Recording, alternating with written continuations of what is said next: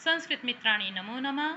श्रीमद् भगवद गीता के श्लोकों के वाचन, शब्दार्थ और अर्थ की श्रृंखला में आज मैं आप सभी के लिए श्रीमद् भगवद गीता के अध्याय 2 का 47वां अर्थात 47 श्लोक का वाचन, शब्दार्थ और अर्थ लेकर प्रस्तुत हुई हूँ।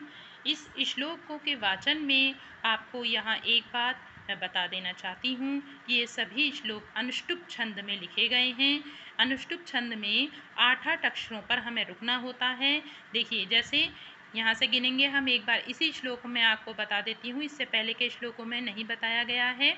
तो सभी श्लोक अनुष्टुप छंद में ही हैं, तो 8-8 अक्षरों पर रुकेंगे। देखिए, 1 2 3 4 5 6 7 8, तो यहाँ रुक जाएंगे। फिर देखिए 1 2 3 4 5 6 7 8, ऐसे ही यहाँ पर 1 2 3 4 5 6 7 8 भू पर 1 2 3 4, और ये आधे आधे अक्षर नहीं गिनेंगे, 5 6 7 8।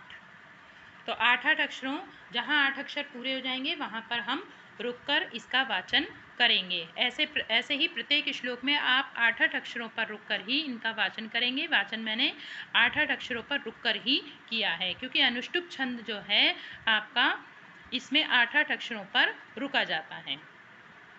तो प्रारंभ करते हैं इस श्लोक का वाचन। प्रत्येक श्लोक में आप ऐसे ही करेंगे। इस श्लोक में मैंने आपको इसका तरीका बता दिया है। कर्मण्येवाधिकारस्ते मा फलेषु कदाचन मा कर्मफल हेतुर्भु मा ते संगो अस्तु अकर्मणि। तो देखिए यहाँ पे अस्तु अकर्मणि हो जाएगा, ऊ के स्थान पे बा हुआ है, यहाँ पर आपकी यण संधि हुई है। तो फिर से एक बार वाचन करेंगे इसका। कर्मण्येवाधिकारस्ते मा फलेषु कदाचन मा कर्मफल हेतुर्भु मा ते संगो अस्तु अकर्मणि। शब्दार्थ: कर्मणि कर्म करने में, एव निश्चय ही, अधिकारः अधिकार, ते तुम्हारा, म कभी नहीं, फलेषु कर्म यानी फलों में, कदाचन कदापि, म कभी नहीं, कर्मफल कर्म का फल, हेतु कारण, भू हो, म कभी नहीं, ते तुम्हारी, संगः आसक्ति, अस्तु हो, अकर्मणि कर्म ना करने में। अब इसका अर्थ देखते हैं। यहाँ पर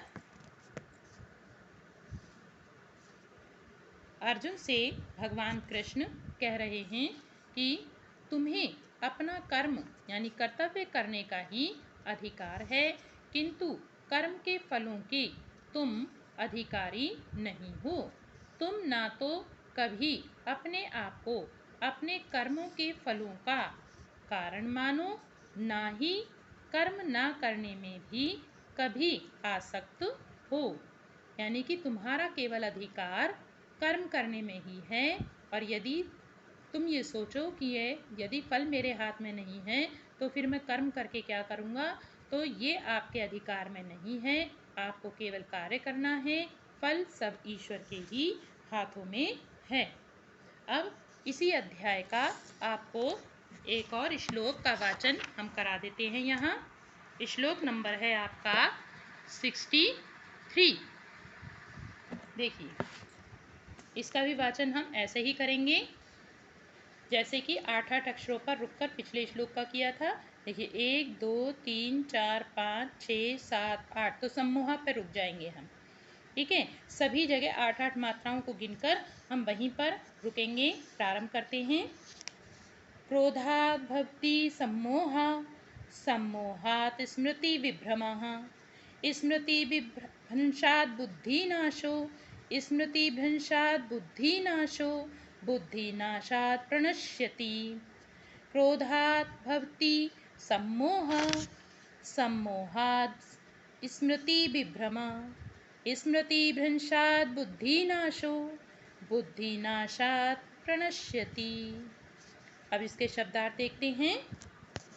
क्रोधात् क्रोध से, भवति होता है, सम्मोह पूर्ण मोह, सम्मोहात् मोह से, स्मृति स्मरण शक्ति का, विभ्रमा मोह, स्मृति भ्रंशात् स्मृति के मोह से, बुद्धिनाशा बुद्धि का विनाश, बुद्धिनाशात् तथा बुद्धिनाश से